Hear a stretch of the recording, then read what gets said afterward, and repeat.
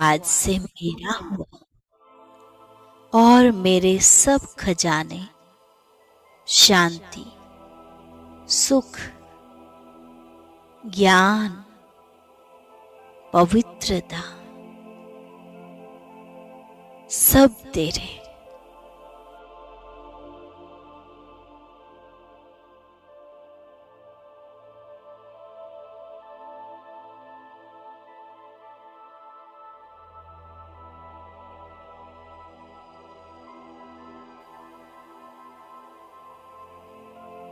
मीठे बाबा, ना तो मैं कुछ लाया था, ना मुझे कुछ ले जाना है, तो मुझे भला किस चीज का अभिमान।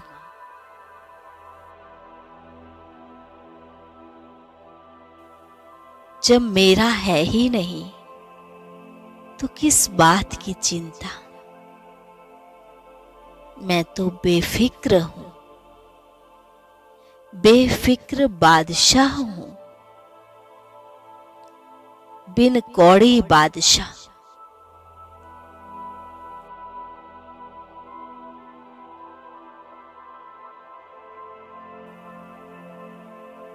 बादशाह माना ही तख्त नशीन। कौन सा तख्त? भगवान के दिल तख्त नशीन हूं। दुनिया का सबसे बड़ा तख्त, सबसे ऊंचा स्थान है भगवान का ये दिल तख्त। जिसको भगवान ने अपने दिल में समा लिया हो, अपने सारे खजानों का अधिकारी बना दिया हो,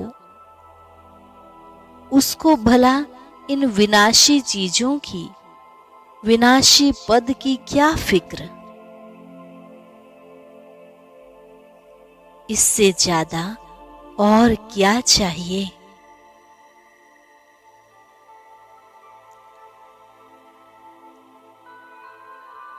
सबसे सुरक्षित स्थान हम भगवान के इस दिल रूपी तख्त पर बैठे हैं।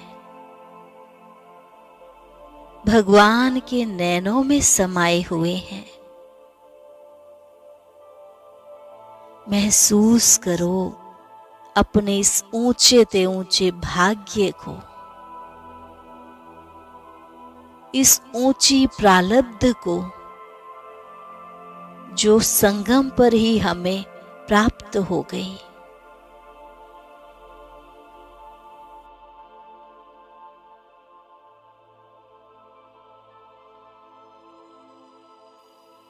विश्वास करो भगवान के निर्णय पर।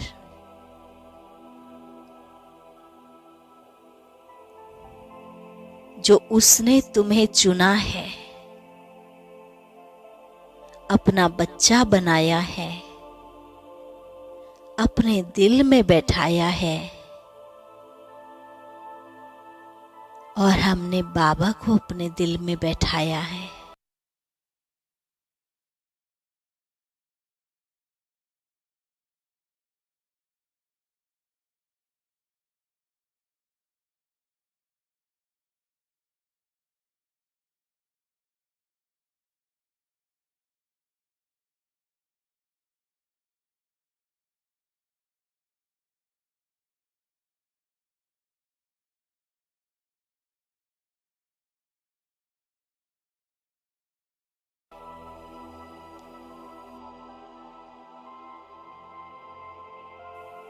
फील करें, आनंद लें इस अनुभूति का। मैं भगवान के दिल पर और बाबा मेरे दिल में समाया हुआ है।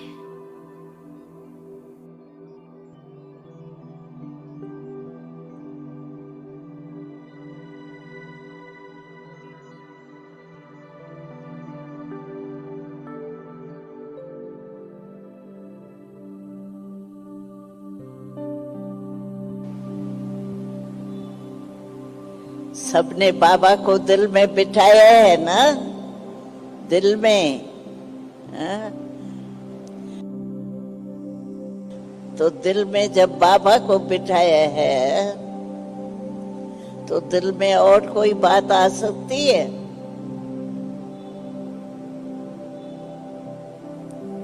आएंगी तो बाबा की बातें आएंगी। तो अपने से पूछो कि दिल में भगवान बैठा है और कोई बात आ सकती है?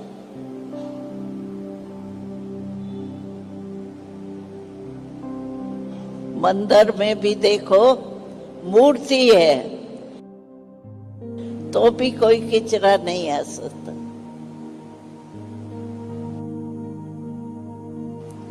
और ये तो हमारे चैतन दिल में दिलाराम बैठा है।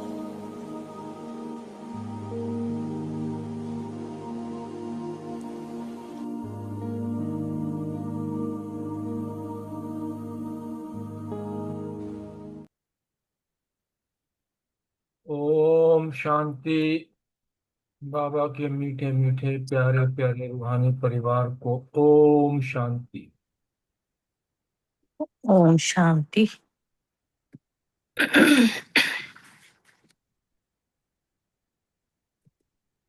जुड़ गए क्या और भाई बहन? आज लगता है शनिवार मना रहे हैं, सैटरडे वीक। चलो कोई बात आ अब जाए। मंथन की क्लास है ना आज। नहीं। अच्छा, हाँ, वो ये भी कारण है, सही है। हाँ वहाँ गए होंगे। चलो मैं वरदान कर देती हूँ। बाबा ने आज बोला है ना, दादी बोल रहे थे कि बाबा दिल में बैठा है ना। अगर बाबा दिल में है तो कोई और तो नहीं आ सकता ना। ऐसे बड़ा प्यार से बोल रहे थे। फिर वरदान दे रहे हैं। अपनी विजय व सफलता को निश्चित समझकर सदा निश्चिंत रहने वाले निश्चय बुद्धि भव। तुम्हारी विजय निश्चित है, इसको तुमने समझ लेना है, फिर निश्चिंत भी रह सकते हो।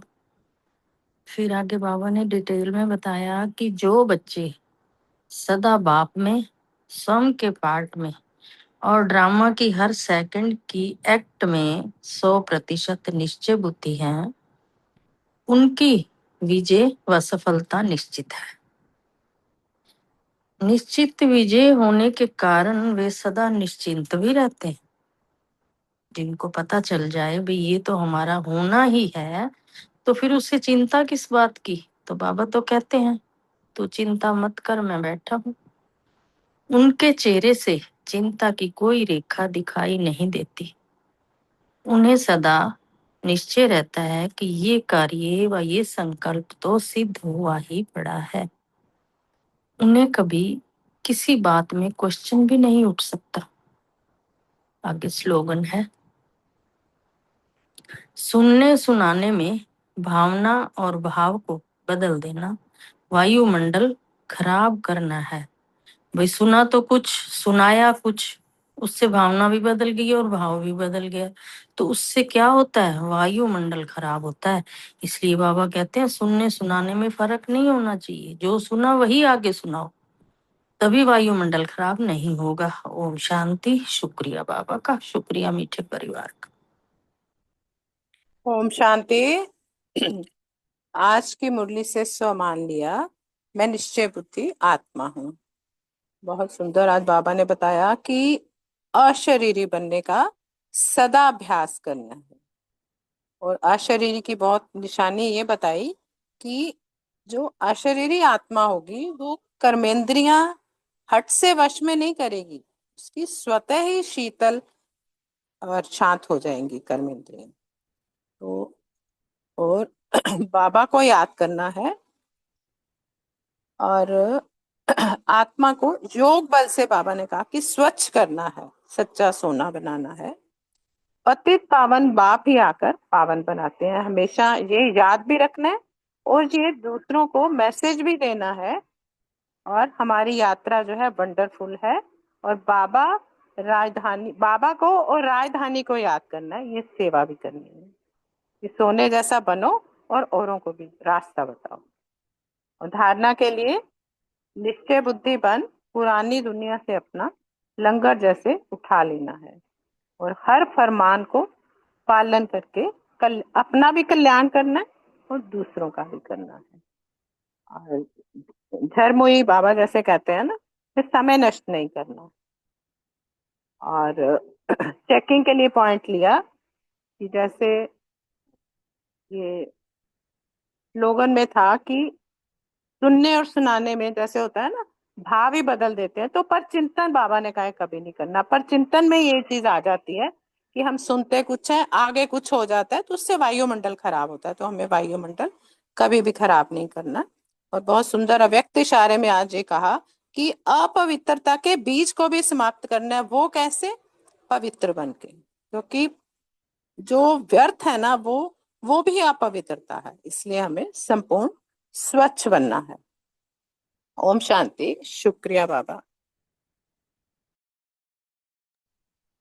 ओम शांति। आज का स्वमान लिया कि मैं निश्चय बुद्धि आत्मा हूँ। क्यों? क्योंकि जो निश्चिंत होगा वही निश्चय बुद्धि होगा। स्वयं का भी कल्याण करना है और अशरीरी होने का अभ्यास करना है। और प्रैक्टिस के लिए स्वदर्शन चक्र फिराते रहना है और अशरीरी होने का, ये 2 होमवर्क किए। अशरीरी होने का अभ्यास किया और स्वदर्शन चक्र फिराने का भी अभ्यास किया। बाबा को याद करने से यही फायदा है कि हमारी कर्मेंद्रियां शांत और शीतल होती जाएगी। और नशा रहा कि मेरी बुद्धि सोने समान स्वच्छ बनती जा रही है। और धारणा का पॉइंट लिया कि पर चिंतन नहीं करना है, इसमें अपना ही कल्याण है। शुक्रिया बाबा, शुक्रिया। ओम शांति। आज के मूल्य से सोमान लिया मैं निश्चय बुद्धि आत्मा हूँ। योगाभ्यास बाबा को प्यार से याद किया और उसका सेवा किया। धारणा निश्चय बुद्धि बन जीते जी इस पुरानी दुनिया से अपना लंगर उठा लेना है। बाप के घर हर फरमान को पालन कर अपना कल्याण करना है। सेवा सर्व को पति से पावन बनने का रास्ता बताने की सेवा करनी है। चिंतन अब बाप बच्चों को फरमान करते हैं, मुझे याद करो और सब बातों को छोड़ तुम अपना कल्याण करो। बाप को याद करने में ही कल्याण है, पर चिंतन को छोड़ अपना कल्याण करो। स्मृति योग बल से तुम विश्व के मालिक बनते हो, कर्मेंद्रियों पर जीत पहनते हो। इसलिए भारत को योग नामी ग्रामी है। भारत का योग हम मनुष्य से देवता और पतित से पावन बनते हैं। चेकिंग की कि झरमई झगमई में अपना समय तो नहीं वेस्ट करती हूँ। ओम शांति। शुक्रिया बाबा। ओम शांति। आज की साकार मुरली से सम्मान लिया मैं निश्चय बुद्धि आत्मा हूँ। योग अभ्यास बाबा को बड़े प्यार से याद किया। धारणा के लिए बाप के हर फरमान को पालन कर अपना कल्याण करना है। और सेवा के लिए आज बाबा ने कहा कि मंदिर आदि में जाकर ये समझाओ कि तुम जिनकी भक्ति करते हो उनकी जीवन कहानी समझने से तुम देवता बन जाएंगे। और स्मृति का पॉइंट है पर चिंतन छोड़कर अपना कल्याण करना है।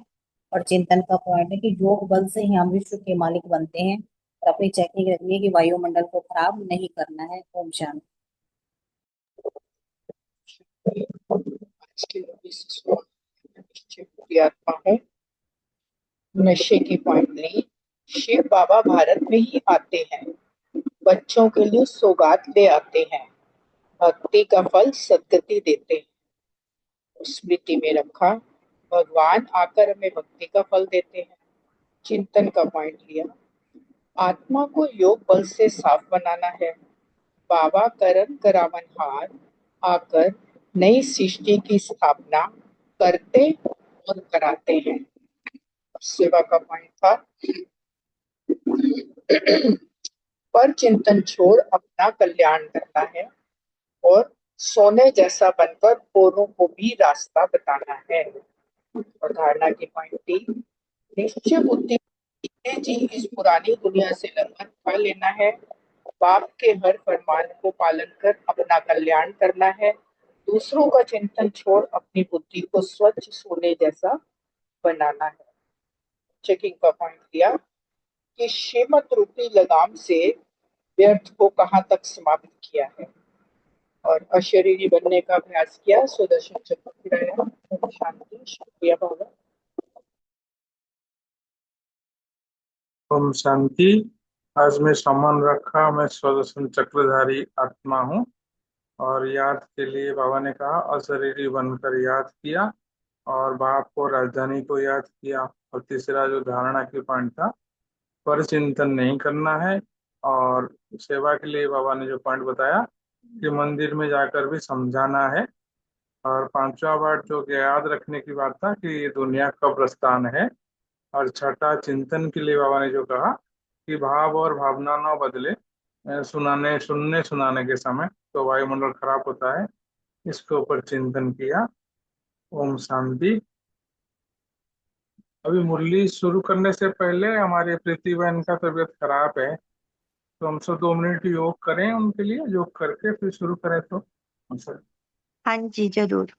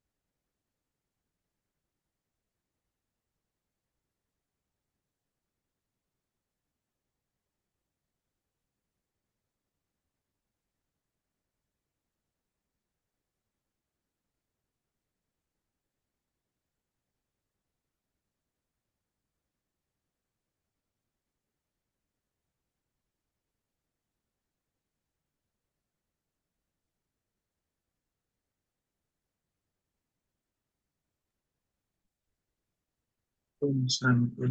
शुरू करते हैं। ओम शांति। आज की अव्यक्त मुरली शुरू करें। हाँ जी। ये 21 नवंबर 92 की पार्ट सेकंड की मुरली है। मुरली का टॉपिक है कर्मों की गुह्य गति का ज्ञाता बनो। इसमें बाबा ने ना, कल की मुरली में बाबा ने हमें यही श्रेष्ठ मत दी थी कि अपनी मनसा को, वाचा को, कर्मणा, दृष्टि, वृत्ति, कृति को हमने कैसे पवित्र बनाना है। हमारी दृष्टि पे ऐसी हो जो किसी को भी देखे तो वो जैसे नजर से निहाल कर दे, किसी का कल्याण कर दे। ऐसी हम शुभ भावनाएं हर आत्मा को हमने देते जाना है। और बाबा ने इसमें हमें कर्मों की गहन गति के बारे में भी बताया। बाबा में रोज किसी ना किसी तरीके से हम एक अटेंशन खिंचवाते हैं कि हमें कितनी सावधानी अपने कर्मों प्रति देनी है, कितना अटेंशन हमें देना है। तो आगे हम इसका सेकंड पार्ट सुनते हैं। मुरली का हेडिंग है बेफिक्र बादशाह बनाने वाले बाप दादा अपने प्रसन्नचित्त बच्चों प्रति बोले। अब बाबा दादियों के साथ मुलाकात कर रहे हैं। वर्तमान समय किस बात की आवश्यकता है? कर्मों की गुह्य गति का ज्ञान मर्ज हो गया है, इसलिए अलबेलापन है। बाबा तो हमें ना सेकंड सेकंड की हमें श्रीमत देते हैं। एक सेकंड भी हम श्रीमत फॉलो नहीं करते हैं तो कितना हमसे विकर्म हो जाते हैं। कितनी अटेंशन देनी है अपने हर कर्म के ऊपर। तो बाबा हमें कर्मों की गुह्य गति तो समझाते हैं, लेकिन ये ज्ञान क्या होता है? मर्ज हो जाता है, हम उसे भूल जाते हैं, इसलिए अलबेलापन आ जाता है। पुरुषार्थी भी हैं, लेकिन पुरुषार्थ में अलबेलापन आ जाता है, इसलिए अभी इसकी आवश्यकता है। बाप दादा सभी की रिजल्ट को देखते हैं, जो चल रहा है वो अच्छा है, लेकिन अभी अच्छे से अच्छा बनना है। बिजी रहना पड़ता है ना, ज्यादा समय बिजी रहने में, ज्यादा समय बिजी किस में रहना पड़ता है? अब बाबा ना दादियों से पूछ रहे हैं कि किस बात में ज्यादा समय देना पड़ता है। चाहे आप लोगों की अपनी स्थिति न्यारी और प्यारी है, लेकिन समय तो देना पड़ता है। तो यही समय पावरफुल, शक्तिशाली light house, might house vibration फैलाने में जाए तो क्या हो जाएगा? संगठित रूप में यही वातावरण हो और कोई बात ही नहीं हो तो क्या वाइब्रेशन विश्व में या प्रकृति तक पहुंचेंगे? अगर हम अपनी स्थिति बनाने में जो समय लगता है ना, तो बाबा कह रहे हैं कि अगर यह समय भी हमारा जो स्वरूप है, जैसे लाइट हाउस माइट हाउस का, तो उसमें पावरफुल, शक्तिशाली लाइट हाउस माइट हाउस की वाइब्रेशन फैलाएंगे तो क्या होगा? संगठित रूप में वैसा ही वायुमंडल बनेगा। और अगर संगठित रूप में हमारी श्रेष्ठ स्थिति होगी और स्वमान हम लेते हैं कि मैं लाइट हाउस माइट हाउस बाबा से शक्तिशाली किरणें लेकर सारे विश्व को दे रही हूँ, तो फिर वो क्या है? सारे प्रकृति में ये वाइब्रेशंस फैलेंगी। अभी तो सभी लोग इंतजार कर रहे हैं कि कब हमारे रास्ता व मास्टर रास्ता संपन्न व संपूर्ण बन हम लोगों से अपनी स्वागत कराते, अर्थात प्रकृति भी हमारा इंतजार कर रही है। प्रकृति भी तो स्वागत करेगी ना, तो वह सफलता की माला से स्वागत करें। वह दिन आना ही है जब प्रकृति हमारे अधीन होगी और हमारा स्वागत करेगी। जब सफलता के बाजे बजेंगे तब प्रत्यक्षता के बाजे बजेंगे। बजने तो है ही ना। अच्छा, अब दादी फिर चंद्रमणि दादी से सेवा पर जाने की छुट्टी ले रही हैं। ऑलराउंडर बनना ही है श्रेष्ठ, ऑलराउंडर बनना ही श्रेष्ठ सेवा है। अच्छा है, चक्कर लगाते रहो। चक्कर लगाने का पाठ बच्चों का ही है।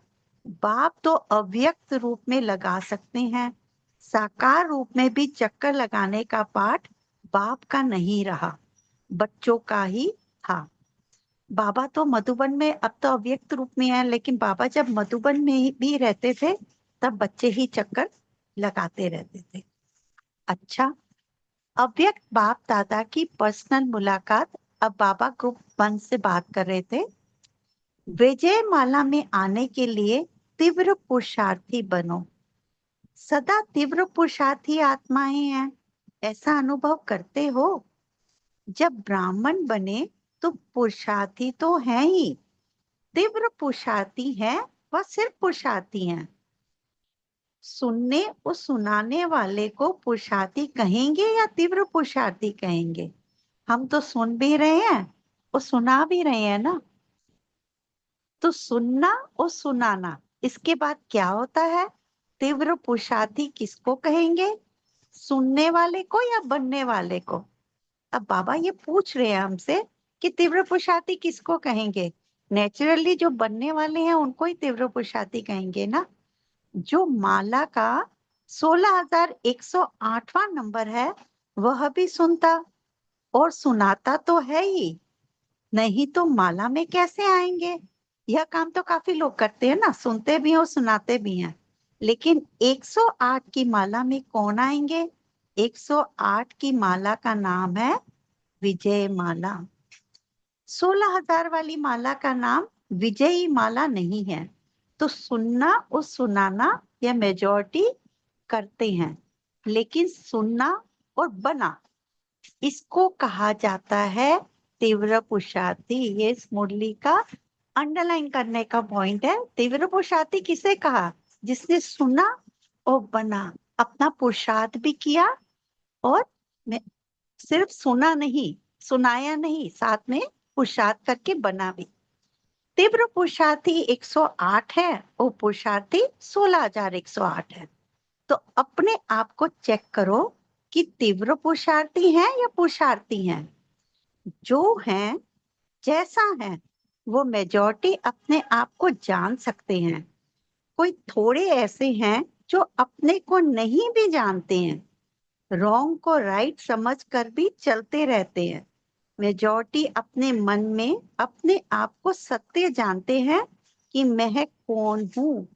अब बाबा ने तो हमें इतनी मूल्य रोज सुनाते हैं, इतनी अव्यक्त मूल्य भी हम सुनते हैं, तो ये हम अपने आप को खुद ही चेक कर सकते हैं कि मैं पुरुषार्थी हूँ या मैं तीव्र पुरुषार्थी हूँ।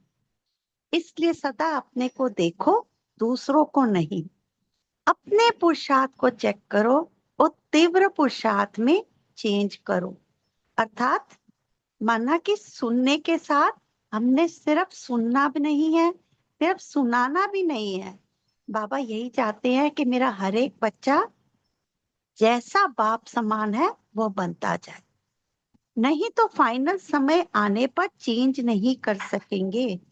उस समय पढ़ाई का समय समाप्त होने पर इम्तिहान के समय पढ़ाई का चांस नहीं मिलता। अब देखो, जैसे कोई बच्चा, कोई मैथ्स के फॉर्मूले ही होते हैं, उसको रट्टाफिकेशन करते हैं। अब वो सोचता है कि मैं ये फॉर्मूला ना बहुत इंपॉर्टेंट फॉर्मूला है, अगर मैंने इसको पहले याद किया तो मैं भूल जाऊंगा, मैं इसको ना लास्ट में याद करूंगा, लास्ट मोमेंट में याद करूंगा ताकि वो मेरी बुद्धि में रहे। लेकिन क्या होता है कि उस टाइम तो उसको याद करने का, बुक खोलने का टाइम ही नहीं मिलता। लास्ट में टाइम ही ऐसा आता है कि वो पढ़ाई का टाइम पूरा हो जाता है और वो भूल ही जाता है कि मैंने मोस्ट इम्पोर्टेंट फॉर्मूला याद करना था, जो मुझे पता था कि ये तो पेपर में पक्का आना है, वो तो मैंने याद ही नहीं किया और उसका वो चांस, उसने याद करने का चांस मिस कर दिया। अगर कोई स्टूडेंट समझे एक प्रश्न को उत्तर नहीं आता है, किताब से पढ़कर उत्तर दे दें तो राइट होगा या रॉन्ग होगा, तो उस समय अपने को चेंज नहीं कर सकेंगे। जो है जैसा है वैसे ही प्राप्त कर लेंगे। लेकिन अभी चांस है, अभी टू लेट का बोर्ड नहीं लगा है, लेट का लगा है। लेट हो गए लेकिन टू लेट नहीं, इसलिए फिर भी मार्जिन है।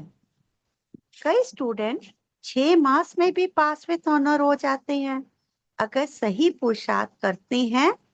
तो बाबा ने इसके साथ तो लगाया है कि अगर लास्ट आने वाला बच्चा, ये बाबा कहते हैं ना, वो लास्ट सो फास्ट हो सकता है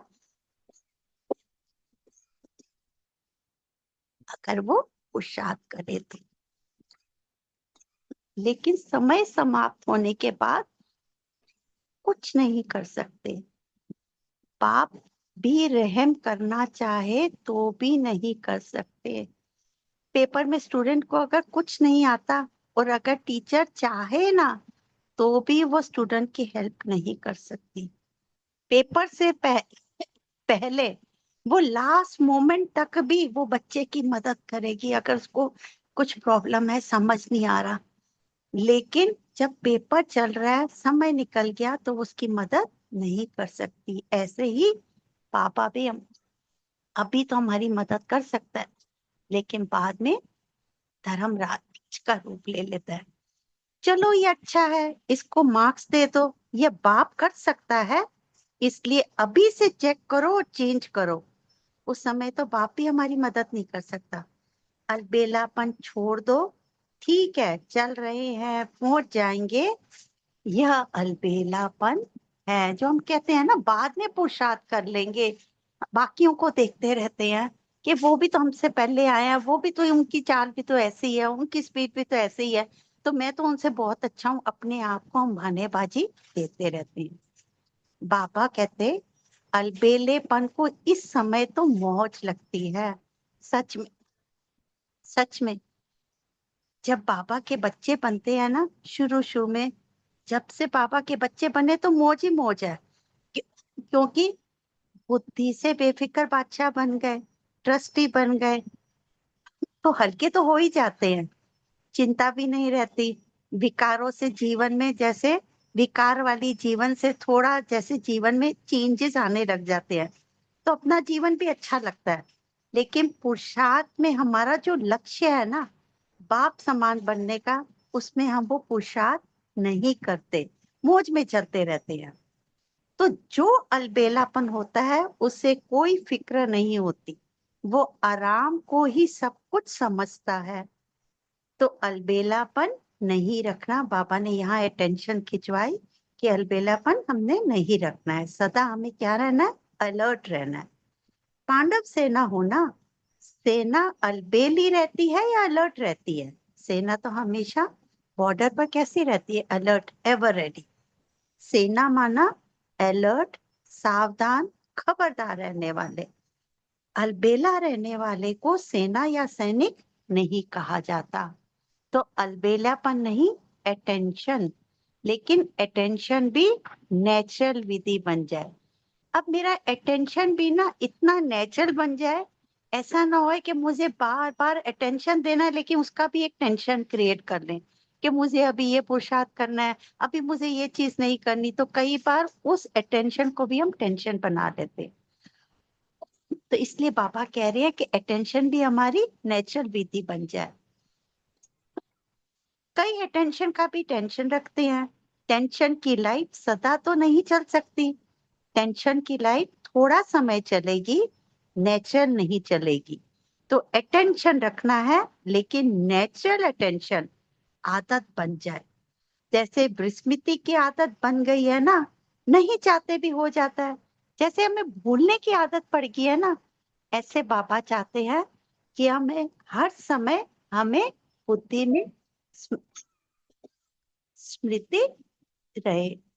तो ये आदत बन गई ना, नेचुरल हो गई ना, ऐसे स्मृति स्वरूप रहने की आदत हो जाए, अटेंशन की आदत हो जाए। इसलिए कहा जाता है आदत से मनुष्य आत्मा मजबूर हो जाती है, ना चाहते भी हो जाता है, इसको कहा जाता है मजबूर।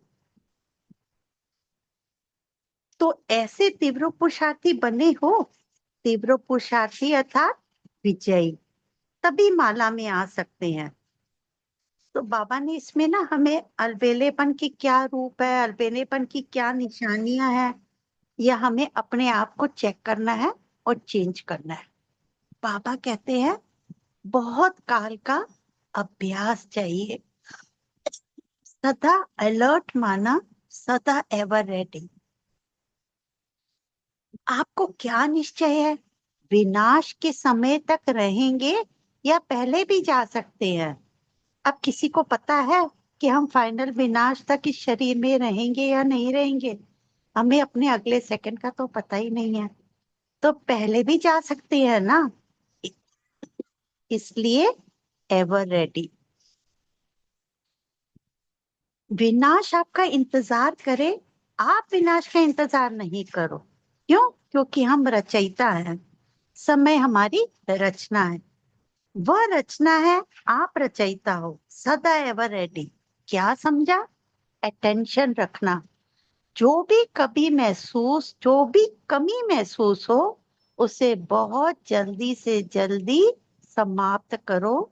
संपन्न बनना अर्थात कमजोरी को खत्म करना। ऐसे नहीं यहाँ आए तो यहाँ के, वहां गए तो वहां के, सभी तीव्र पुरुषार्थी बनकर जाना। मतलब कि बाबा के पास हम जब मधुबन जाते हैं तो वहां तो हमारा पुरुषार्थ बहुत अच्छा चलता है, लेकिन जब हम यहाँ वापस आए, अपने लौकिक घर में वापस आते हैं, तो फिर हमारा पुरुषार्थ कैसा चलता है, ढीला ढाला। इसलिए बाबा कहते हैं सभी तीव्र पुरुषार्थी बनकर जाना। अच्छा, अब बाबा ग्रुप नंबर 2 से मिल रहे थे। सदा सेफ रहने का स्थान दिलाराम बाप का दिल तक। सदैव अपने को दिलाराम बाप की दिल में रहने वाले अनुभव करते हो? जी बाबा करते हैं। दिलाराम की दिल तख्त है ना, तो दिल तख्त नशीन आत्माएं हैं, ऐसा अपने आप को समझते हो? हाँ जी, हम भगवान के दिल पर चढ़े हुए हैं, हम तो ऐसा ही समझते हैं अपने आप को। सदा तख्त पर रहते हो या कभी उतरते कभी चढ़ते हो? अगर किसी को तख्त मिल जाए तो तख्त कोई छोड़ेगा? यह तो श्रेष्ठ भाग्य है जो भगवान के दिल तक नशीन बनने का भाग्य मिला है। आजकल किसी नेता को कुर्सी भी मिल जाती है ना, तो वो छोड़ते नहीं है। इससे बड़ा भाग्य कोई हो सकता है? ऐसे प्राप्त हुए श्रेष्ठ भाग्य को भूल तो नहीं जाते हो? तो सदैव तख्त नशीन आत्माएं हैं, इस स्मृति में रहो। हम भगवान के तख्त नशीन आत्माएं हैं, हमें सदैव यह स्मृति में रखना है। जो दिल में समाया हुआ रहेगा, परमात्मा दिल में समाये हुए को और कोई हिला सकता है? जो सदा परमात्मा के दिल में चढ़ा हुआ है, दिन रात इसके दिल में स्मृति में हर समय बाबा ही बाबा है, तो क्या उसको कोई हिला सकता है? दिल तख्त नशीन आत्माएं सदा सेफ है, माया के तूफानों से भी और प्रकृति के तूफानों से भी। दोनों तूफानों से सेफ है, अर्थात माया के 5 विकार और प्रकृति के भी 5 तत्वों से वो सेफ है। हर प्रकार की हलचल तूफानों से वो सेफ है। न माया की हलचल हिला सकती है और न प्रकृति की हलचल हिला सकती है। ऐसे अचल हो, पापा पूछ रहे हैं। तो ये तो वही होगा जो भगवान के दिल, बाबा के दिल तख्त पर, दिल तख्त नशीन सदा रहेगा, वही आत्मा सदा अचल अटूट रह सकती है। या कभी कभी अचल, कभी कभी हिलते हो। हमारा यादगार अचल घर है, चंचल घर तो बना ही नहीं। अब यादगार भी किसकी बनती है? जो संपन्न स्थिति में होते हैं उनकी ही याद। तो बाबा भी यही कह रहे हैं कि हमारा यादगार अचल घर है, चंचल घर तो बना ही नहीं। अनेक बार अचल बने हो, अभी भी अचल होना। हलचल में नुकसान होता है और अचल में फायदा है। कोई चीज हिलती रहे तो टूट जाएगी ना। सदा ये याद रखो, हम दिलाराम के दिल तख्त नशीन हैं। कितने अच्छे स्वमान पापा इस मुरली में दे रहे हैं। यह स्मृति ही आत्मा का तिलक है। तिलक है तो तख्त नशीन भी है। इसलिए जब तख्त पर बैठते हैं तो पहले राज्य तिलक देते हैं। तो यह स्मृति का तिलक ही राज्य तिलक है। तो तिलक भी लगा हुआ है या मिट जाता है? सदा स्मृति इमर्ज रहेगी तो आत्मा राजा को स्मृति का तिलक तो लगा ही रहेगा कि मैं कौन हूँ। तिलक कभी आधा रह जाता है और कभी मिट भी जाता है, ऐसा तो नहीं। यह अविनाशी तिलक है, स्थूल तिलक नहीं है जो मिट जाए। जो तख्त नशीन होता है उसको कितनी खुशी होती है, कितना नशा होता है। आजकल के नेताओं को तख्त नहीं मिलता, कुर्सी मिलती है, तो भी कितना नशा होता है। उनका सिंहासन कैसा होता है? उनको तो कोई सिंहासन थोड़ी मिलता है, उनको तो एक कुर्सी मिलती है, उसका भी वो उनको नशा रहता है। और हमें तो बाबा क्या देता है? दिल रूपी तख्त का सिंहासन देता है, तो भी कितना नशा रहता है। हमारी पार्टी का राज्य है, वे तो कुर्सी है, आपका तो तख्त है। आगे ये कंटिन्यू है क्या? इधर तक ही है। ओम शांति। पूरी है ये? यहीं तक ही है ना? नहीं, पूरी मुरली होनी चाहिए थी। पूरी मुरली होनी चाहिए मेरे पास। 1 मिनट फिर मैं ना वहाँ ग्रुप में देखती हूँ, 1 मिनट।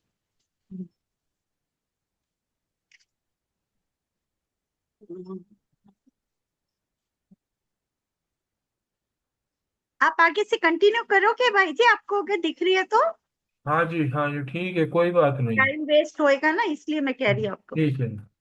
तो स्मृति नशा दिलाती है, अगर स्मृति नहीं है तो नशा भी नहीं है। तिलक है तो तख्त है, तो चेक करो कि स्मृति का तिलक सदा लगा हुआ है, अर्थात सदा स्मृति स्वरूप है। दिल्ली वाले क्या कर रहे हो? राजधानी की क्या तैयारी कर रहे हो? राजधानी के लिए कितनी तैयारी चाहिए? प्रकृति भी तैयार चाहिए तो राज्य करने वाले भी तैयार चाहिए। तो बाबा पूछ रहे हैं, क्या तैयारी की है? आधी दिल्ली को तैयार किया है? दिल्ली की संख्या कितनी है? किसी ने कहा 85 लैक्स। अब ब्राह्मण कितने हैं? 5,000, ये तो कुछ भी नहीं हुआ। तो तैयार कब करेंगे? जब विनाश का घंटा बजेगा तब। Charity begins at home. तो दिल्ली वालों को तैयार करो। पहले पहले आदि की संख्या भी 9 लाख तो है ना, वो भी तैयार नहीं की, अभी तो 1,000 में है। तो क्या करना पड़ेगा? बनी बनाई राजधानी में आएंगे कि तैयार भी करेंगे? जो करेगा सो पाएगा। ऐसे नहीं समझना, चलो राजधानी तैयार होगी आ जाएंगे। नहीं, ये नियम है, जो करता है वो पाता है। तो करना पड़ेगा ना। ये तो बहुत स्लो गति है। तीव्र गति कब होगी? इसने कहा 5 साल में। 5 साल में अगर विनाश हो जाए तो? तैयारी ना हो और विनाश हो जाए तो क्या करेंगे? आबादी बढ़ती जाती है, ये तो खुशखबरी है। आपकी सेवा में वृद्धि होती जाती है। सेवाधारियों को सेवा का चांस मिल रहा है। जानवर बढ़ते जाएं तो शिकारी को खुशी होगी ना। तो दिल्ली वालों ने अपना काम पूरा नहीं किया है, अभी बहुत रहा हुआ है। अभी फास्ट गति करो। 1 को 10 बनाने हैं, बाबा ने होमवर्क दिया है। 12 मास में 10 तो बना सकते हो। आप लोगों ने हाँ कहा तो फोटो निकल रहा है, ऑटोमेटिक कैमरा में निकल रहा है। दृढ़ संकल्प का हाथ उठाना है। दृढ़ संकल्प का हाथ उठाया तो हुआ ही पड़ा है। दिल्ली वालों को तो सभी को निमंत्रण देकर बुलाना है।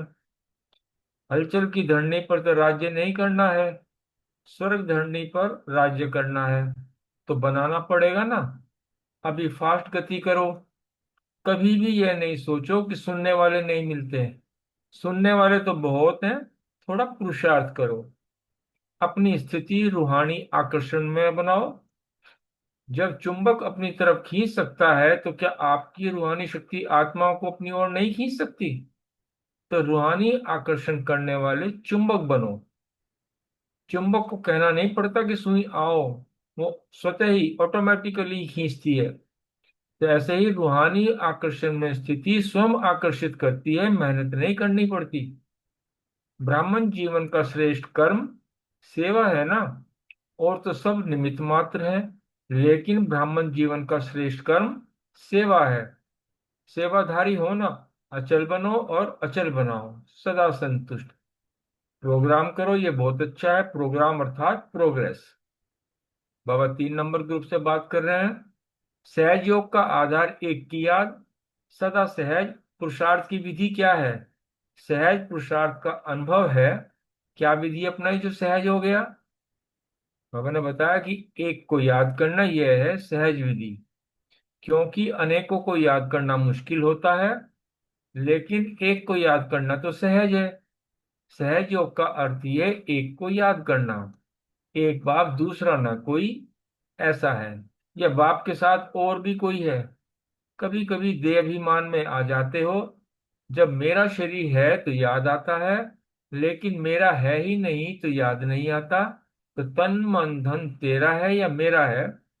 जब मेरा है ही नहीं तो याद क्या आता है? देह अभिमान में आना, बॉडी कॉन्शियसनेस में आना, अर्थात मेरा शरीर है। लेकिन सदा ये याद रखो कि मेरा नहीं है, बाप का है।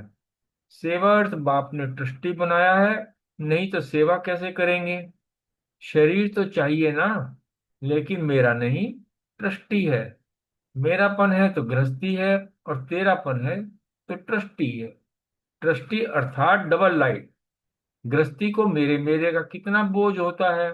मेरा घर, मेरे बच्चे, मेरे पोत्रे, लंबी लिस्ट होती है। ये है बोझ।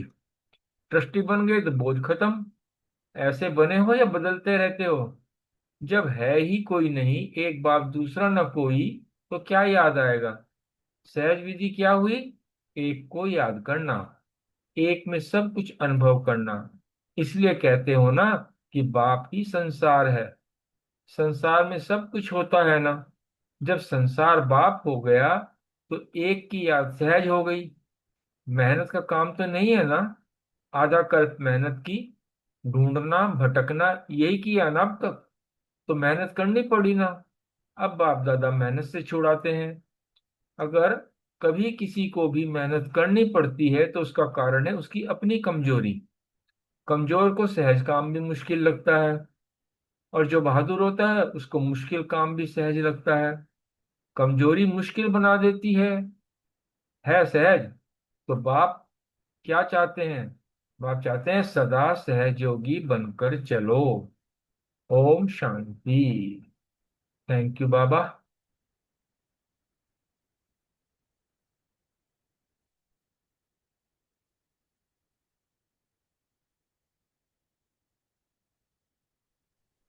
थैंक यू अशोक भाई, मैंने सोचा था इतनी ही है, आपने बहुत अच्छा किया। चलो थैंक यू बहन।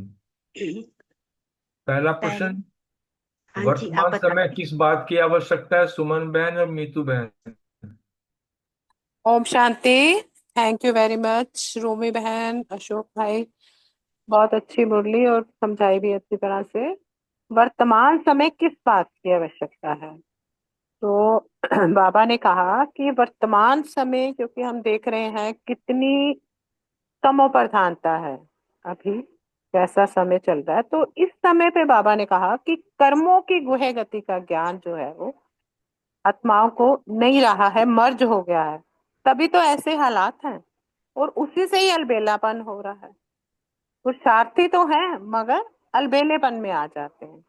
तो सबसे जरूरत क्या है? बाबा रिजल्ट तो देखता ही है, क्योंकि बाबा तो चाहता है ना कि बच्चे अच्छे से अच्छे बने, परफेक्ट बने, बाबा की तरह, ब्रह्मा बाबा की तरह, जैसे एग्जाम्पल उनको समझ के। तो होता क्या है कि बिजी किस में रहते हैं? जो किस बात में ज्यादा समय देना पड़ता है, चाहे वो बाबा कहता है कि आपकी स्थिति न्यारी और प्यारी है।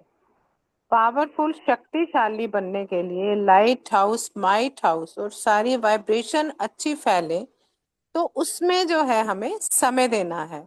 संगठित रूप में भी ऐसा ही वातावरण, तभी तो संगठित प्रोग्राम करते हैं ना, ताकि वाइब्रेशन फैले विश्व में, प्रकृति में, ताकि वाइब्रेशन फैले और प्रकृति भी सतो प्रधान धीरे धीरे हो और आत्मा में भी शक्ति आए। तो अभी इंतजार क्या कर रहे हैं कि रचता या मास्टर रचता, संपन्न या संपूर्ण बन के हम लोगों से अपनी स्वागत कराते हैं। कि ऐसा समय जल्दी से जल्दी आए कि आत्माएं जो है वो संपन्न आत्माओं का स्वागत करें, और प्रकृति भी स्वागत करेगी। तो सफलता की माला से स्वागत करें। बाबा देखो कितना जल्दी से जल्दी चाहता है कि जो है बच्चे तैयार हो जाएं, संपन्न और संपूर्ण बन जाएं। तभी सफलता के बाजे बजेंगे, तभी प्रत्यक्षा के बाजे बजेंगे। तो हम सबको यही करना है, प्रत्यक्षता के बाजे बजाने हैं, सफलता के बाजे बजाने हैं, और जैसे बाबा करे वैसे ही चलना है। ओम शांति। शुक्रिया बाबा, सबका ओम शुक्रिया। शांति। अ, आज बाबा ने बोला कि वर्तमान समय कर्मों की गुह्य गति का ज्ञान इमर्ज करने की आवश्यकता है, क्योंकि पुरुषार्थ में अलबेलापन आ जाता है। तो इसको इमर्ज करके करके रखना है। कर्मों की गुह्य गति जो है, कार्मिक फिलोसफी बाबा ने जो बहुत डीप है वो समझाई है। तो इसका ज्ञान जो है हमेशा ही बुद्धि में इमर्ज रूप में रहे, हर क्षण इमर्ज रूप में रहे। नहीं तो फिर पुरुषार्थ में अलबेलापन आ जाता है। तो बाप दादा ने रिजल्ट चेक की है कि जो है, जो चल रहा है अच्छा है, लेकिन आगे भी अच्छे से अच्छा बनना है, बिजी रहना है। और बिजी रहने के लिए फिर समय देना पड़ता है। तो समय देने के लिए बाबा ने कहा यही समय जो है मनसा सेवा में लगाओ, और मनसा सेवा में पावरफुल, शक्तिशाली लाइट हाउस, माइट हाउस बन वाइब्रेशंस फैलाओ। तो संगठित रूप में यही वातावरण बाबा चाहते हैं, और कोई बात ही ना हो, मनसा सेवा हो। तो मनसा सेवा होगी तो विश्व में और प्रकृति में वही वाइब्रेशंस फैलेंगे, जैसा हमारा स्वमान होगा, जैसी हमारी सोच होगी। तो अभी तो सब लोग भी इंतजार कर रहे हैं। बाबा ने कहा कि मास्टर रचयिता हमारे संपन्न और संपूर्ण बन जाएं, और फिर हम लोगों से अपनी स्वागत कराएं। तो बाबा ने कहा कि वो भी तुम्हारी स्वागत के लिए तैयार बैठे हैं।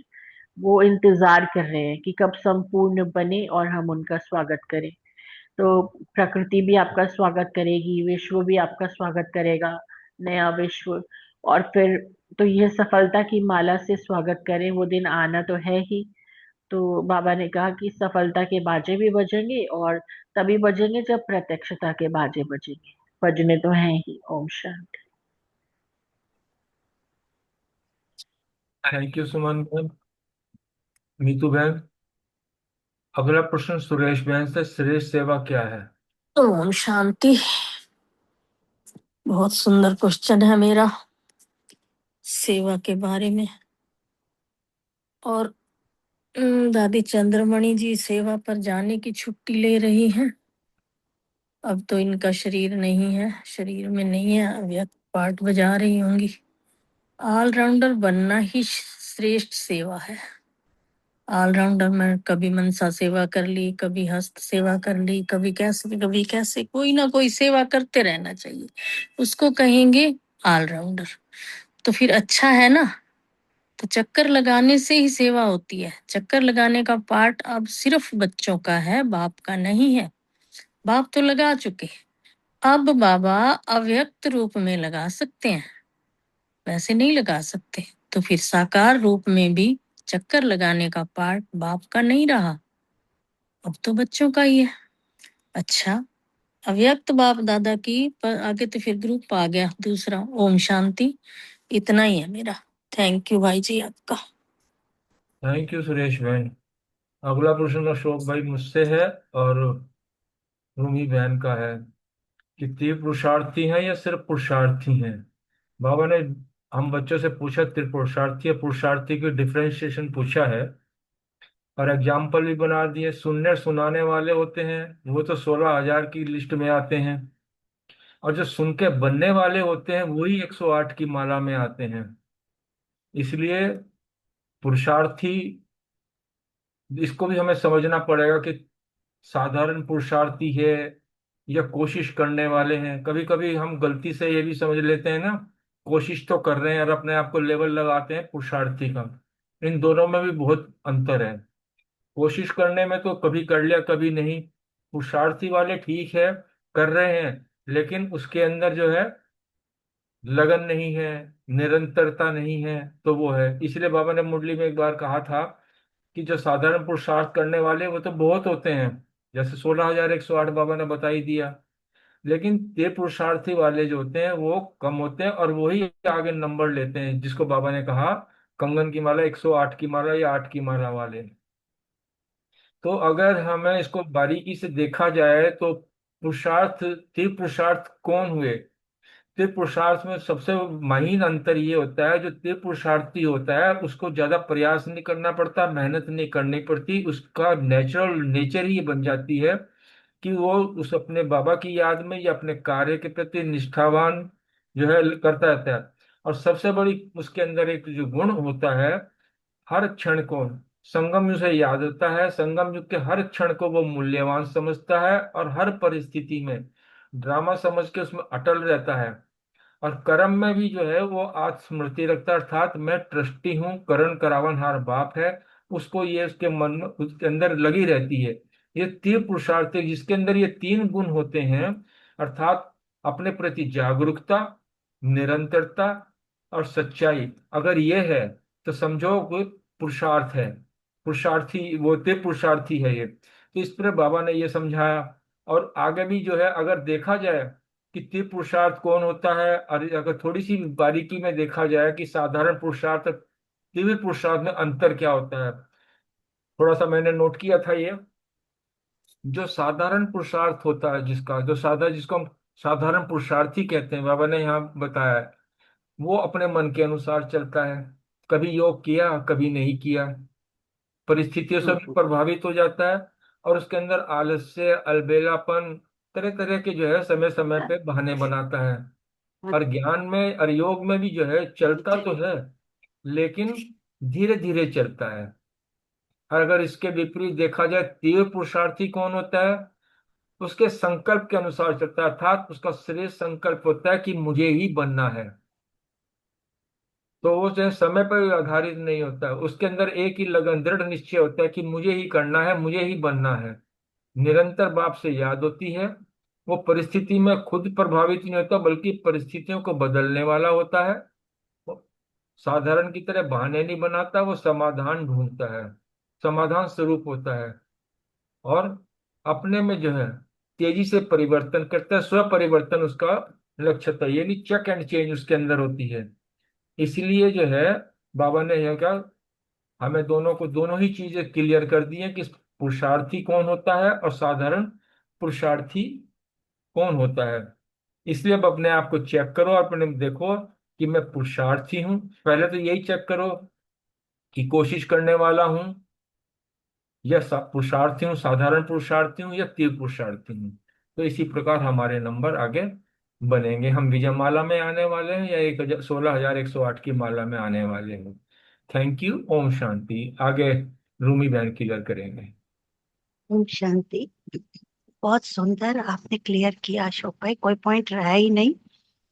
बाबा ने जब हम ब्राह्मण बच्चे बनते हैं ना तो हम तो पुरुषार्थी ही होते हैं, क्योंकि ब्राह्मण बनते हैं ना तो वो पुरुषार्थ एक होता है कि मैंने अपने आप में एक शुरू में एक नई चीज बनती है ना। जब शुरू में स्टार्टिंग में आते हैं तो हमारा पुरुषार्थ बहुत तेज होता है, क्योंकि एक उमंग उत्साह होता है कि मैंने भी ऐसा, क्योंकि लक्ष्य बाबा इतना ऊंचा दे देता है ना, तो हमारा पुरुषार्थ होता है कि नहीं मैंने भी ऐसा ही बनना है। तो उस टाइम जो स्पीड होती है ना अपने आप को चेंज करने की, अपने परिवर्तन करने की, वो शुरू की जो स्टेज होती है वो स्टेज बहुत फास्ट होती है। तो बाबा ने इसमें यही कहा कि पुरुषार्थी हो या तुम तीव्र, मेन क्वेश्चन है तुम पुरुषार्थी हो या तीव्र पुरुषार्थी हो। तो जो पुरुषार्थ जो सुनने और सुनाने वाले हैं वो तो पुरुषार्थी हुए, माना वो 16,108 में आने वाले। और जो बाबा का सुनकर और फिर बनने वाले हैं वो होते हैं तीव्र पुरुषार्थी। 108 की माला में विजय माला के मनके में आने वाले हैं। तो कभी कभी यही है कि अलबेलापन आ जाता है कि हम तो पुरुषार्थ कर ही रहे हैं, योग भी करते हैं, ढीला डाला उठ भी जाते हैं नियम से, लेकिन वो क्या उठ के भी मेरी वो स्थिति बनी, उसमें भी अगर मैं 1 घंटा जागी भी तो उसमें कितना समय मैंने सफल किया अपना। नियम से तो उठ गई, पुरुषार्थ भी किया, लेकिन अपने लिए मैंने क्या, मेरा वो प्रॉपर वो समय मेरा यूज हुआ, ये अपने आप से ही युद्ध करती रही। कभी मेरा ध्यान कहाँ भटक गया तो कभी कहाँ भटक गया। तो वो पुरुषार्थी को क्या होता है, मेहनत करनी पड़ती है। लेकिन जो तीव्र पुरुषार्थी होते हैं वो अचल इतने, मतलब उनको एक नशा होता है। नशा ऐसा नशा होता है कि जैसे कि मुझे पता नहीं क्या बाबा आज मेरी झोली भरने वाला है, तो उसका स्वतः ही, उसको मेहनत नहीं करनी पड़ती, उसका स्वतः ही योग लग जाता है।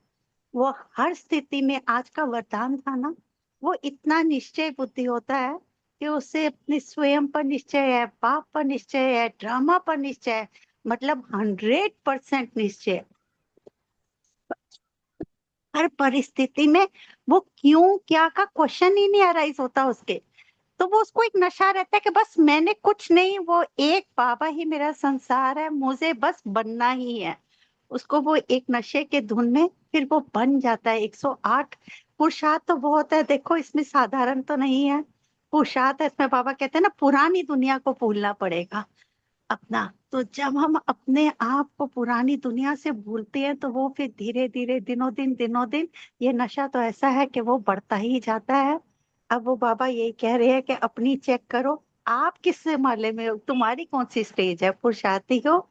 ये तो हर एक की अपनी अपनी चेकिंग है कि मैं पुरुषार्थी हूँ या तीव्र पुरुषार्थी, मैं मेहनत कर रही हूँ या ये मेरा सहज योग लगता है। ये तो हर एक का अपना अपना पुरुषार्थ है। शुक्रिया बाबा, बहुत बहुत शुक्रिया। थैंक यू परिवार का। थैंक यू रूमी बहन। अगला प्रश्न रितु बहन और रानी बहन के लिए है कि अलबेलापन किसे कहेंगे, इसको स्पष्ट करें। हाँ जी, ओम शांति। वो सुंदर बताया अभी दोनों भाई बहनों ने। बाबा कह रहे कि अलबेलापन छोड़ दो, ठीक है चल रहे हैं पहुंच जाएंगे, ये अलबेलापन ऐसे नहीं करना। बाबा कह रहे अलबेलेपन को इस समय तो मौज लगती है, जब हम अलबेलापन करते हैं तो उस समय लगता है बहुत अच्छा लगता है। सॉरी, जो अलबेला होता है ना उसे कोई फिक्र नहीं होता, वो आराम को ही सब कुछ समझता है, कंफर्ट जोन में आ जाता है। तो अलबेलापन नहीं रखना है। बाबा कह रहे सदा अलर्ट, पांडव सेना हो ना, बाबा कह रहे कि सेना जो है वो हमेशा अलर्ट और सावधान खबरदार रहने वाले हैं। अगर वो ना हो ऐसे तो उसको सेना मिलेगी को। तो अलबेला रहने वाले को सेना का सैनिक नहीं कहा जाएगा अगर वो सावधान नहीं है, अलर्ट नहीं है। तो अलबेलापन नहीं, अटेंशन चाहिए, लेकिन अटेंशन भी नेचुरल विधि बन जाए। ये नहीं कि हम टेंशन ले रहे हैं, टेंशन की भी सोच सोच के टेंशन रखनी है, टेंशन रखनी है, तो ये भी एक टेंशन बन जाएगी। तो ये तो नहीं सदा चल सकती ना। बाबा कह रहे टेंशन की लाइफ थोड़ा समय चलेगी, नेचुरल नहीं चलेगी। तो अटेंशन रखना है, लेकिन नेचुरल अटेंशन, मतलब हमें याद रखना है, आदत बन जाए हमारी। जैसे हम बाबा को याद रखते हैं, भूल पड़ती है लेकिन कम, बहुत कम। तो ऐसे में आदत बन जाए, नेचुरल नेचुरल हमारी टेंशन जाए। तो जैसे विस्मृति की आदत बन गई, ना चाहते हुए भी हो जाता है ना, कभी कभी भूल जाते हैं। जैसे एक दिन में भोग लगाना ही भूल गई बाबा को, ध्यान ही नहीं आया, पता नहीं क्या हुआ। तो ये आदत बन गई ना, नेचुरल हो गई। तो ऐसे स्मृति स्वरूप रहने की आदत हो जाए, अटेंशन की आदत हो जाए, कि याद रहे हमेशा हमें, हम याद के स्मृति स्वरूप रहें। ये अटेंशन जो है आदत हो जाए हमारी, ये नहीं कि हमें रखनी करनी पड़े। इसलिए कहा जाता है कि आदत से मनुष्य आत्मा जो मजबूर हो जाती है। तो कोई आदत पक जाती है तो छूटने में बड़ा मुश्किल होती है।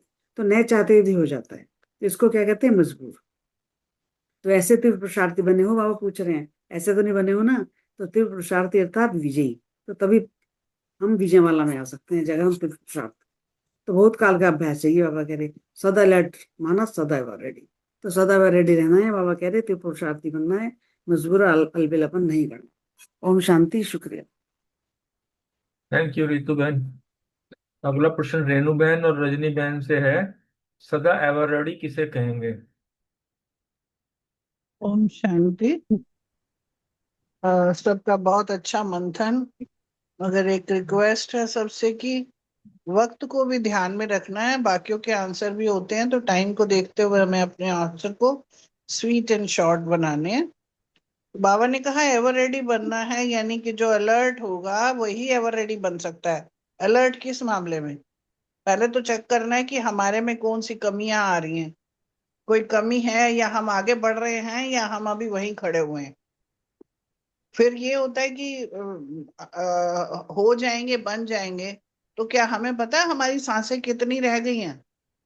विनाश तो जब होएगा सो होएगा। क्या हम तैयार हैं? कल हमारा सांस, अभी सांस रुक जाएगी, तो क्या हम तैयार हो चुके हैं? तो इसलिए बाबा कहते हैं कि हमें जो है एवर रेडी रहना है, अपने को तैयार करना है, अपनी कमियों को चेक करते हुए। जैसे कहा तीव्र पुरुषार्थ करना है, एक एक कमी को चेक करते हुए अपने को पूरी तरह से तैयार रखें कि बाबा के पास जाएं तो बाबा के पास हमारा कोई पेपर ऐसा ना हो जिसके नीचे रेड लाइन आई हो। तो हमारे पास विद ऑनर बन जाए पहले ही, ना कि हम, क्योंकि हमने ही तो स्वराज्य को बनाना है। विश्व राज्य हम करेंगे, हम रचना है, हम रचना नहीं है, हमने रचना करनी है सारे से विश्व की। तो पहले अपने को पावरफुल बना के तो हम उस रचना को कर सकते हैं। तो इसलिए बाबा चाहते हैं कि एवर रेडी बनो। ओम शांति। हाँ जी, ओम शांति जी। बाबा ने कहा कि अलबेलापन छोड़ दो और तीव्र पुरुषार्थी बनो, सदा अलर्ट रहो। शिव शक्ति पांडव सेना होना, तो सेना का माना कि अलर्ट, सावधान और खबरदार रहने वाले। फिर बाबा ने कहा कि अलबेले नहीं बनो बल्कि अटेंशन रखो, लेकिन अटेंशन भी नेचुरल विधि बन जाए, नेचुरल अटेंशन आदत बन जाए, और स्मृति स्वरूप रहने की भी आदत हो जाए, तो अटेंशन की भी आदत हो जाए। तीव्र पुरुषार्थी माना सदा विजयी, तभी माला में आ पाओगे। तो इसके लिए बाबा ने कहा बहुत काल का अभ्यास भी चाहिए। और सदैव अलर्ट माना सदा एवर रेडी। फिर बाबा ने यही कहा कि क्या मालूम कब सांसें उखड़ जाएं, तो उससे क्या निश्चय है कि विनाश के समय तक रहोगे या पहले भी जा सकते हो, जा सकते हो ना पहले भी। तो इसलिए एवर रेडी रहो, क्योंकि विनाश आपका इंतजार करे, आप विनाश का इंतजार नहीं करो। वो रचना है और आप रचता हो। तो सदा एवर रेडी, जो भी कमी कमजोरी है उसको जल्दी ही समाप्त करके संपन्न बनो। ऐसे नहीं कि यहाँ आए तो यहाँ के और वहां गए तो वहां के। ये बाबा ने मधुबन के लिए कहा और यहाँ के लिए कहा। और सभी फिर बाबा ने कहा तीव्र पुरुषार्थी बनकर जाना, और इस बात का सदा अटेंशन भी रखना कि हमें संपूर्ण व संपन्न बनकर ही जाना है। Thank you. ओम शांति। शुक्रिया रजनी बहन। रेणु बहन आपका। अगला प्रश्न विनीता बहन और सीमा बहन के लिए है। सदैव अपने को दिलाराम बाप की दिल में रहने वाले अनुभव करते हो? ओम शांति। बहुत अच्छा क्वेश्चन आया है कि हमेशा ही हम तो बाबा अपने आप को दिल में रहने वाला अनुभव करते हैं, क्योंकि दिलाराम की दिल तख्त है ना, और हम सब आत्माएं बाबा की दिल तक नशीन आत्माएं हैं। ये सुमान वैसे भी मुझे बहुत बहुत ही ज्यादा अच्छा लगता है। तो हमेशा ही तख्त पर रहना है। तख्त पर रहने, कभी उतरना कभी चढ़ना ऐसे नहीं। अगर किसी को तख्त मिल जाए तो क्या वो तख्त छोड़ेगा? नहीं ना। तख्त मिलता ही भाग्य से है। अब श्रेष्ठ भाग्य मिला है, बाबा मिला है, तो अब हमें उस अपनी श्रीमत अनुसार चल के अपने भाग्य को और पुरुषार्थ को बढ़ा के आगे ही बढ़ाना है, और इससे बड़ा भाग्य कोई नहीं हो सकता। तो बाबा कहते हैं कि ऐसे श्रेष्ठ भाग्य को भूलना नहीं है। सदैव दिल तक नशीन आत्माएं हैं, इस स्मृति में ही रहना है। और जो दिल में समाया हुआ होगा और परमात्मा दिल में समाया होगा, उसको कोई भी हिला नहीं सकता। बाबा यही पूछ रहे हैं कि दिल तक नशीन आत्माएं सदा सेफ हैं, क्योंकि सेफ तो है ही, क्योंकि माया के तूफान, प्रकृति के तूफान, ये सब तो आएंगे ही आएंगे। लेकिन जो बाबा के बच्चे हैं और बाबा से हर समय हर पल जुड़े हुए हैं, उन्हें ना माया की हलचल ना प्रकृति की हलचल कोई भी हिला नहीं सकती। तो ऐसे ही अचल रहना है। कभी कभी अचल और कभी कभी मतलब हिलते रहना, ऐसा नहीं होना चाहिए। बाबा की यादगार ही अचल घर है। चंचल घर तो नहीं बाबा पूछते हैं बना, अनेक बार अचल बने हैं। अभी भी अचल होना, हलचल में नुकसान होता है और अचल में ही फायदा होता है। और जो चीज हिलती रहे तो टूट जाएगी। इसलिए हमेशा बाबा के साथ दिलाराम बाबा के साथ दिल तक नशीन बन के रहना है और उसी स्मृति में रहना है। ओम शांति। ओम शांति। थैंक यू आप सभी का। जी बाबा, बिल्कुल अपने को दिलाराम बाबा आपके दिल तक नशीन आत्माएं हम अनुभव करते हैं, क्योंकि ये श्रेष्ठ भाग्य हम बच्चों का ही है कि हम भगवान के दिल तक नशीन बने हैं। ऐसा श्रेष्ठ भाग्य हमारा ही है। तो हमें सदा यही स्मृति रखनी है कि मैं दिलाराम बाबा की दिल तक नशीन आत्मा हूँ। और जो दिल तक नशीन आत्माएं होती है वो बाबा के दिल में सदा फिर सुरक्षित भी रहती हैं। उनको माया के तूफान, प्रकृति के तूफान किसी भी तरह से वो हलचल में नहीं ला सकते। और यादगार भी क्या, अचल घर का ही है। का फायदा भी अचल रहने में ही होता है। और अगर हलचल में आते हैं तो उसका नुकसान भी है। जैसे अगर कोई चीज होती है वो हिलती है तो उसके टूटने का फिर डर भी रहता है। तो हमें सदा यही अनुभव करना है कि मैं दिलाराम बाप के दिल तक नशीन आत्मा हूँ। ओम शांति। Thank you. शुक्रिया विनीता बहन और सीमा बहन आपका। अगला प्रश्न हमारे प्यारे रमनी भाई के लिए है। स्मृति का तिलक सदा लगा हुआ है, राजधानी के लिए कितनी तैयारी चाहिए? जी ओम शांति। स्मृति का तिलक लगा हुआ है, सदा होना चाहिए, बाबा यही कहता है। क्योंकि स्मृति ही तिलक है और तिलक ही तख्त है। जितना स्मृति में रहेंगे, तिलक लगा हुआ रहेगा, उतना तख्त में रहने का अनुभव होगा। और तख्त में रहने से फिर बाबा का दिल तख्त बैठते हैं हम, और स्वराज्य अधिकारी बनते हैं। स्वराज्य अधिकारी बनते हैं तो विश्व का राज्य तख्त मिलता है, तो विश्व का राज्य तख्त मिलता है तो राजधानी में फिर राज करते हैं। तो राजधानी का भी तैयारी करने के लिए बाबा ने दिल्ली वालों से बात कर रहा था। तो बाबा यही कहता है कि इसमें प्रकृति को भी तैयार करनी है, और इतने सारे लाखों, है ना, 9 लाख तो है ही, साथ में करोड़ों आत्माओं को, मीन्स सभी को, पूरा विश्व की तो बाबा का परिचय देना है। तो इसलिए बाबा ने बोला है कि बहुत जल्दी तीव्र गति से करो और राजधानी तैयार करो।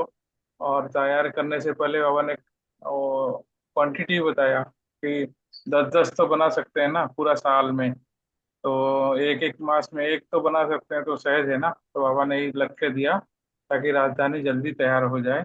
ओम शांति। शुक्रिया रमनी भाई। अगला प्रश्न विजय भाई नहीं है, कविता बहन बोल नहीं पाएंगे, तो अनीता बहन आप दोनों क्वेश्चन ले लीजिए। 8वां क्वेश्चन है ब्राह्मणों का श्रेष्ठ कर्म क्या है, और आपका क्वेश्चन है सदा सहज पुरुषार्थ की विधि क्या है। ओम शांति।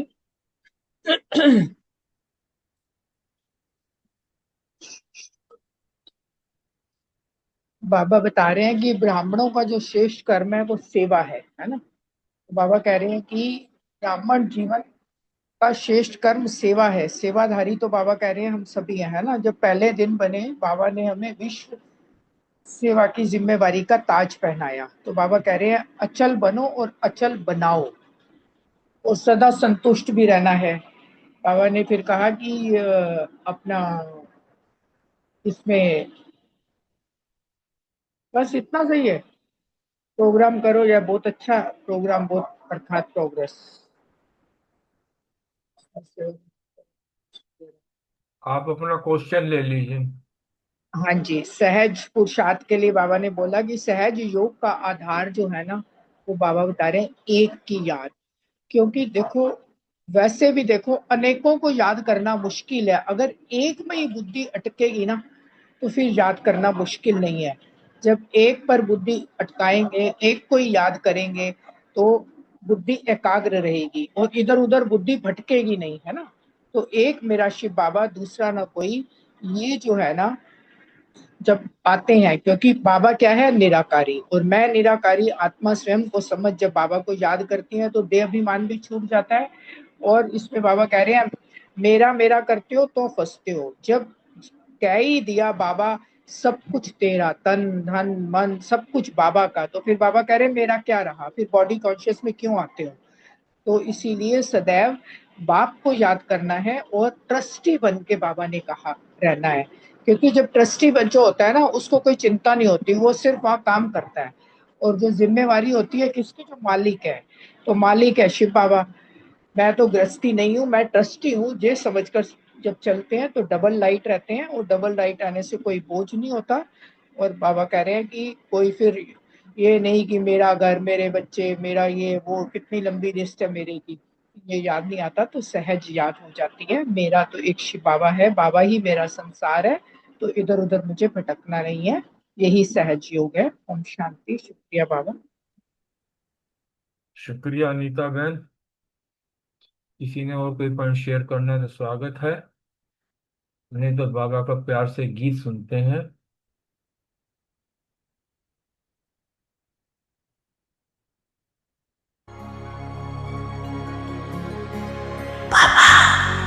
मेरा बाबा, मेरा साथी, आ जाओ मदद कर। जब टूटे दिल की आवाज उठे, जब आँखों में आंसू भरे हों, मेरे बाबा मेरे साथी,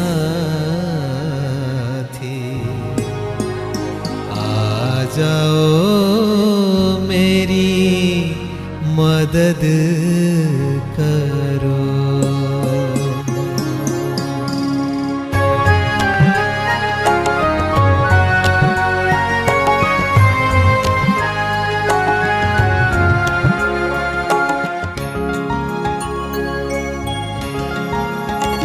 जब टूटे दिल की आवाज उठे, जब आँखों में आंसू भरे हों, जब राहें हों सुनी सुनी और मन के दीप बुझ रहे हों, तब पुकारूं मैं तुमको बाबा, तू ही तो अंतिम आस हो। मेरे बाबा मेरे साथी, आ जाओ मेरी मदद करो। मेरे बाबा मेरे साथी, आ जाओ मेरी मदद करो।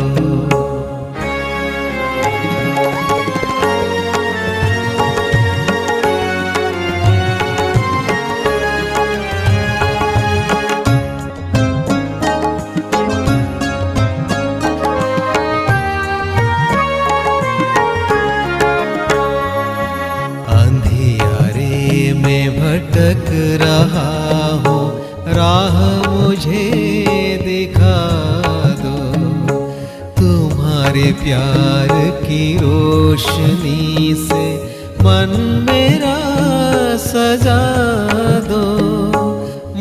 मुश्किलों से पार कराते तुम ही मेरी शक्ति हो। ओ मेरे शिव बाबा, ओ मेरे शिव बाबा, मेरे जीवन की बहार हो।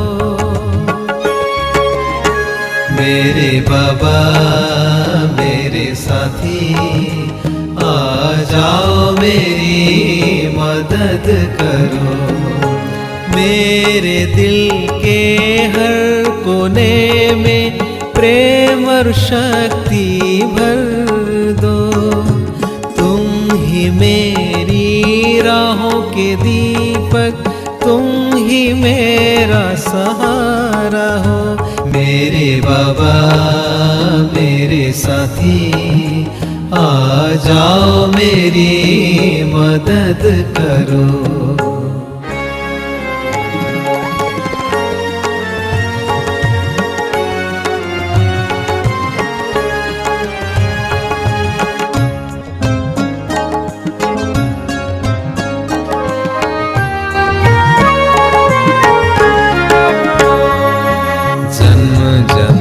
से जो बंधन है वो अब तोड़ने हैं। संग तुम्हारा पाके बाबा सारे डर छोड़ने हैं। तेरे ज्ञान की गंगा में मन मेरा पावन हो। तेरी याद में खो जाऊं, तेरी याद में खो जाऊं। आत्मा संपन्न हो।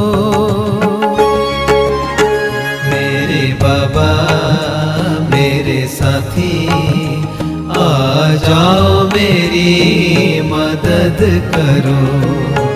तेरे प्यार की छाँव मिले, जीवन मेरा संवार दो।